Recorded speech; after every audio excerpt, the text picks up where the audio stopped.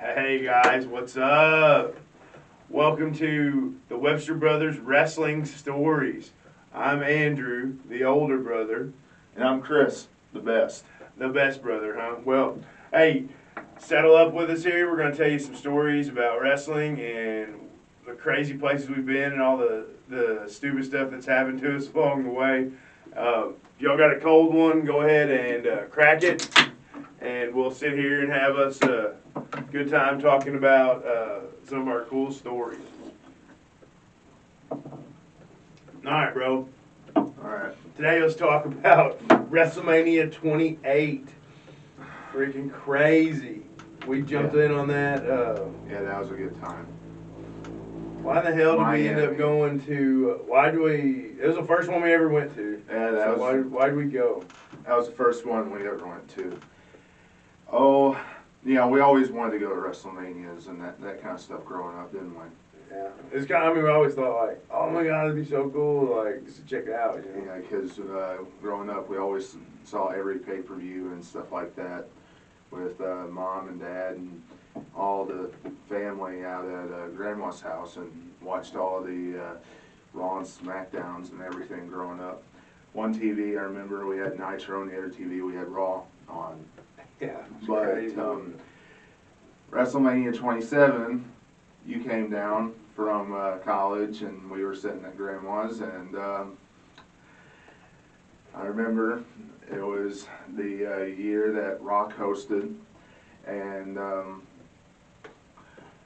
Taker and Triple H had their no holds barred matchup, and Taker went 19-0.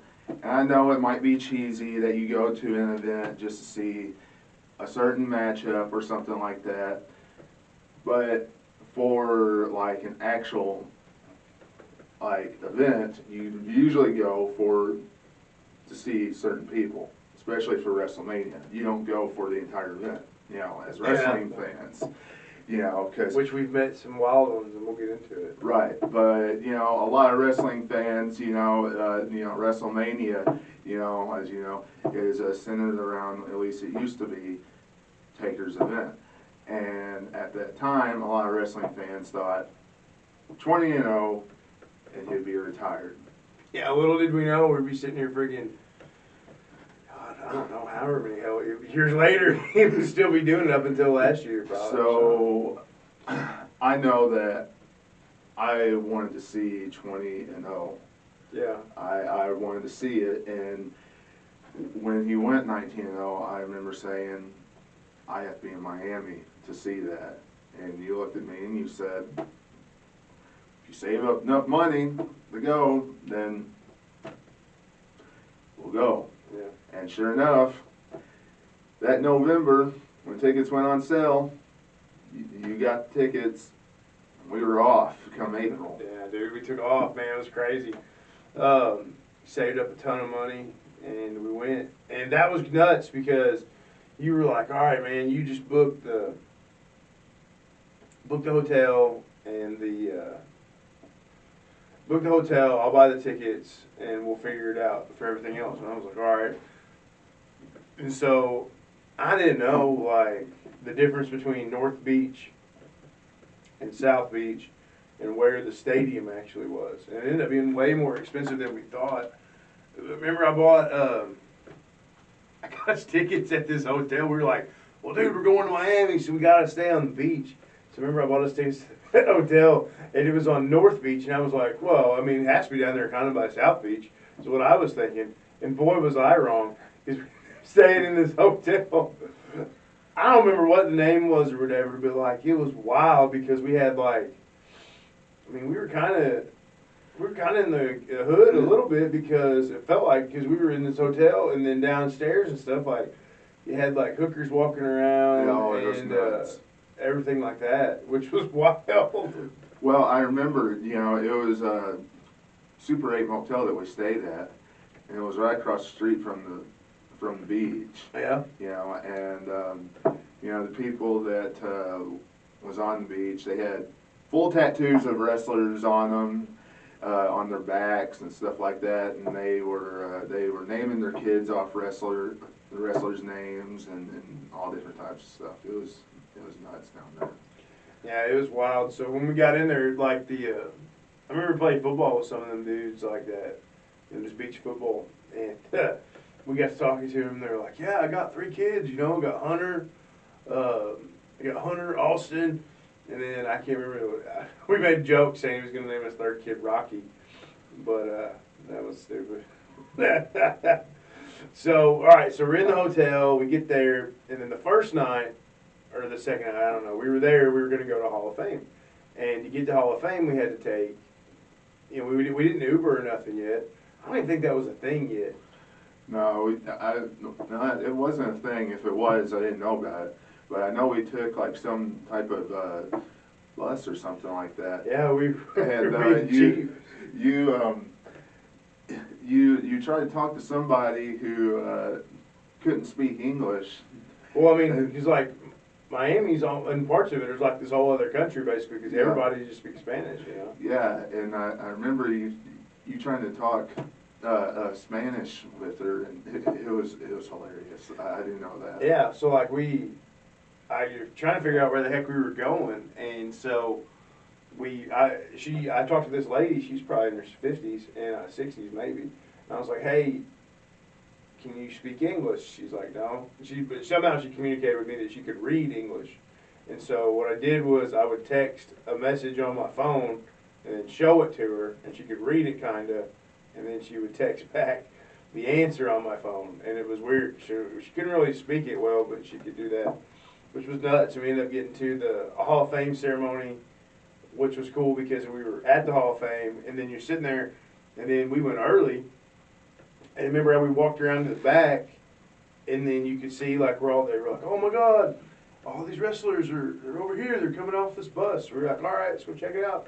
So we walked around the back part there, and then they were getting off all these buses and limos and all that stuff, walking in, and we were pretty close. We got to talk to, not really talk to them, but like see them up close. That was pretty cool. Yeah, you remember seeing, I think, Mouth of the South and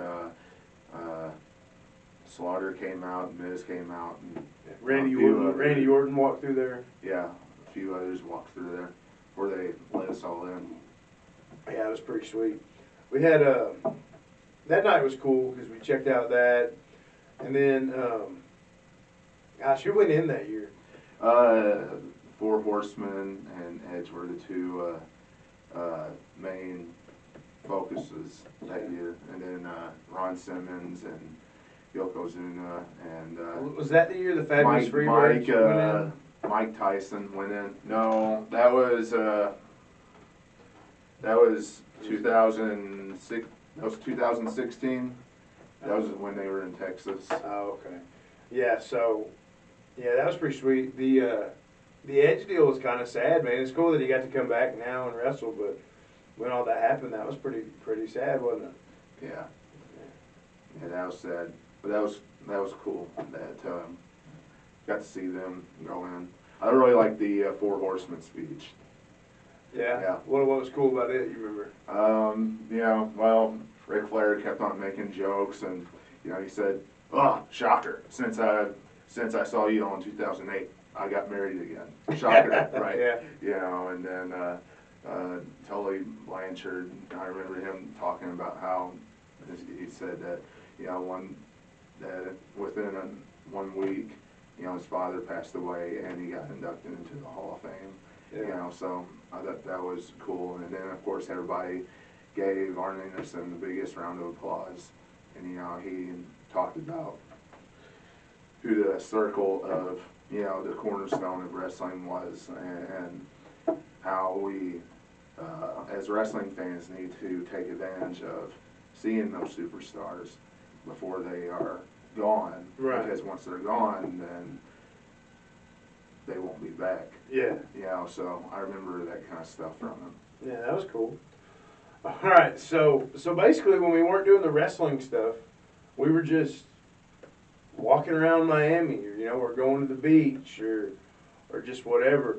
But you were kind of taking the lead on some of the things we did, some of the restaurants we ate at. And so I remember we went to this restaurant. It was called I don't remember the name of it, but it was legit because Anthony Bourdain had been there and named off all these different types. It was like a hot dog restaurant. I mean, the whole restaurant was just hot dogs and I don't remember, probably fries or something easy like that. It was mainly hot dogs. And anyway, so it was good, man. You could get any kind of crazy hot dog in there.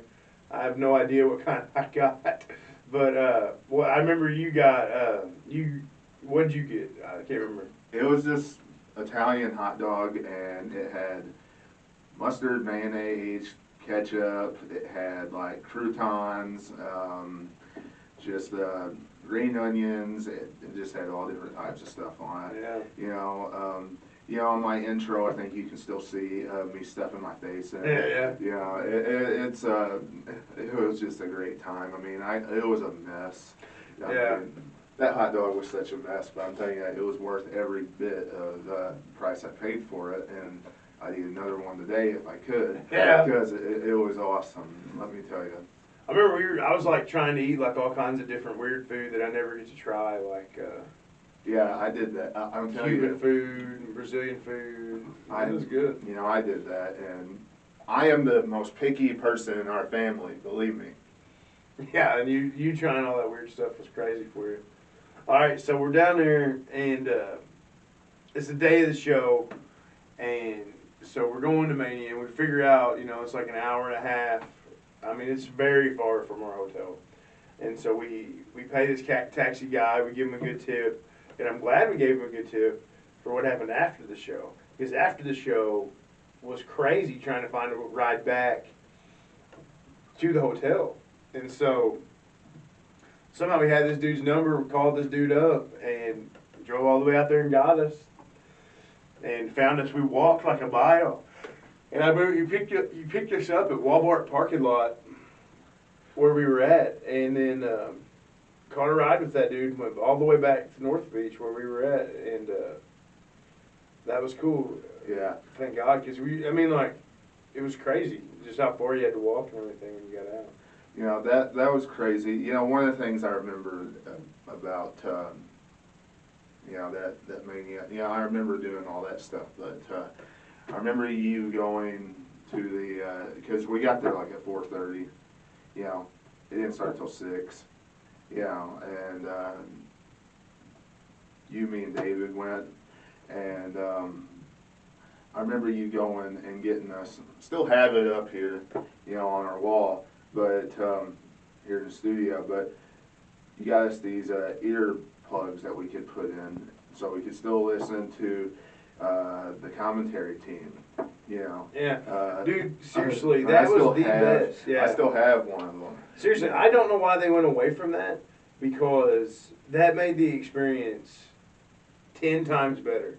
Like, because it just did. Like, so you're at Mania watching it live, and you've got this earpiece in so that you can hear the commentators at the same time. I have no idea why they went away with that, because that was freaking awesome. And it made the whole experience, I thought, way better. Because I remember without it, it's still cool, but it's not quite as good. Being able to have the commentators on there, I think definitely upped it. So, dude, we didn't know, it was our first Mania, so we get there super duper early. And, we were watching stuff and walking around. Then the pre-show starts. And then finally WrestleMania starts. And we had good tickets. We were on the opposite side of the entrance. I don't know. We weren't very high up. We weren't way down there, but we were kind of, we were lower level, but we weren't like on the floor. I don't know, where were we?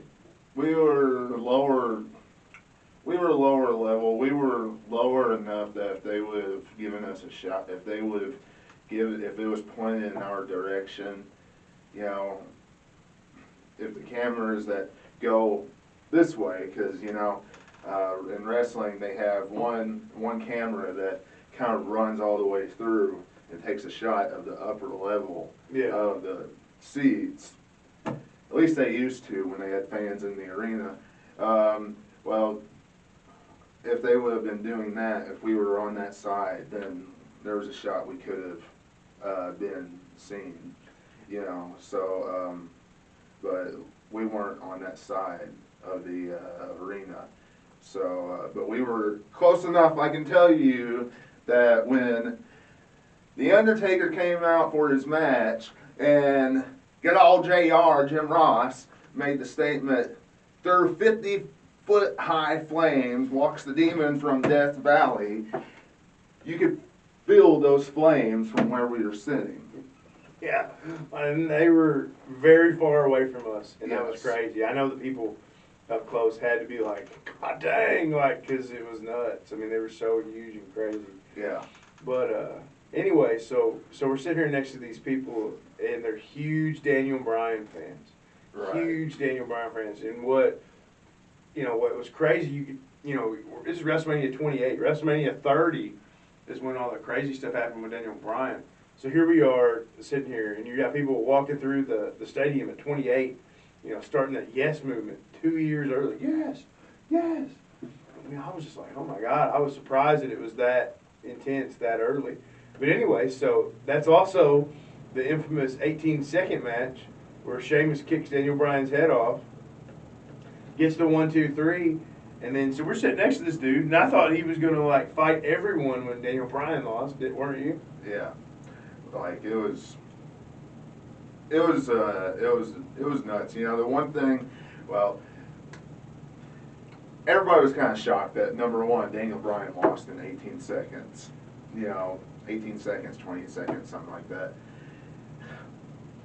And that guy, you can even go back and see it. There was a guy that just had his hands like this.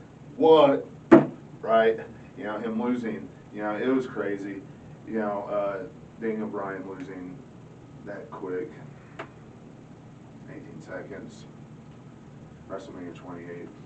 Because he was on a roll right then. Yeah. It was kind of a disappointment. Of course, coming as a wrestling fan, thinking that. I wasn't a big Daniel Bryan fan at that point, but of course I wasn't a big Sheamus fan as a babyface either at that point. Yeah. But, a lot of people was starting to like him, and that's really when the Yes Movement started. So a lot of people were disappointed, when that happened. And you could definitely tell that it was going to start kicking off, of course then, it really didn't start like majorly going until 2013, Right. with the Authority. But, that first match, the crowd was really, it's hard to explain, really how the crowd reacted to that. Yeah, so let's talk about the big reason, most people were there was the wrestling, WWE, of course, kind of a bunch of pricks the way they did it. I mean, they were smart, billing the once in a lifetime Cena versus Rock, which was cool, which ended up being twice in a lifetime, which was freaking lame. Yeah, absolutely, that was lame. I'll say that. Them doing that just so they could put The Rock and Cena for a title match at New York the next year. Yeah, so it was cool though. I mean, that's a pretty good match, but I'd definitely say some of the highlights. I mean, now looking back on it, it's crazy. You got in that one Mania 28. You got Jericho versus Punk. Good match, man. One of the best matches on the card. I thought, not going into it, but when we were there, I thought it was. That was one of the times a Big Show actually got a win at WrestleMania, which was cool. Because he'd been on a losing streak and whatnot, and beat Cody Rhodes for the IC title. The best match, and a part that we were a part of in that match, was the Triple H Taker Hell in a Cell match. That thing was super cool, and the whole thing going through there was cool. Like, it's one of the few things on WWE Network that I'll actually go back and watch. Like, I've watched it once or twice since then. Is that match. It was crazy, and I'll never forget the freaking Sweet Chin Music and Into the Pedigree. Yes, everybody in that building thought, all right, that's it, dude. Streak's over. They got you down here. That was the closest they had. That was the closest moment. Now, honestly, if looking back at it, people don't think about that now. Back then, because in the moment. But looking back at it, it didn't end there. It probably was not going to end. Yeah. You know, because that was, thought wrong, didn't we? well, at least during Brock Lesnar. at least in that Freaking matchup. showed up and took it away. Huh? At least in that matchup. Yeah. Once he kicked out of that, I thought, okay, he's got to win it.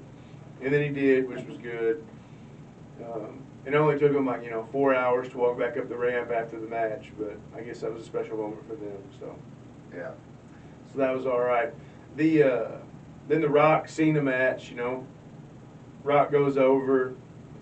In hindsight, I guess that's probably the right move. I kept thinking that Cena was going to go over, but ultimately he did. But man, it was nuts, man. It's a wild time down there, wasn't it? Yeah, it was.